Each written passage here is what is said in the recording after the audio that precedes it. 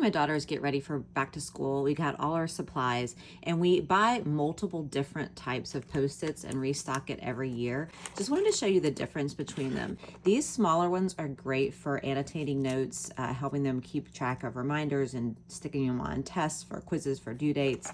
These they use for annotating books. These are paper, 2 inches by 1/2 inch. These are a plastic. So comparing them side by side, my daughters use these paper ones more for annotating books and for being able to notate if they can't write in the book, like a surprise, a connection, if they can write in the book for things like quotes. But these are really more for writing quick notes on them. They use these more for tabs in a notebook.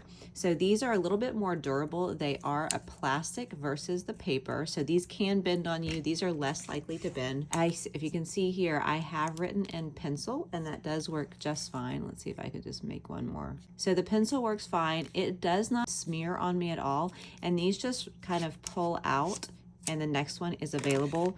But the best part about these is you can really subdivide a notebook. So if I wanted to have reading here and let's say vocab was my next section, I just put a heart on it, but you get the idea.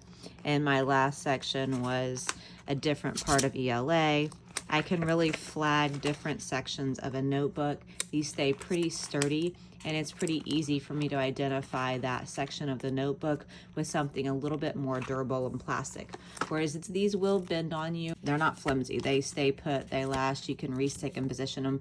They're just not gonna be as long lasting, in my opinion, as the plastic ones. Obviously, we love all of their products because we restocked every year, but I thought it might be different to see side by side the paper. These are page flaggers versus these, which are a bit more sturdy. They're more of a plastic tab.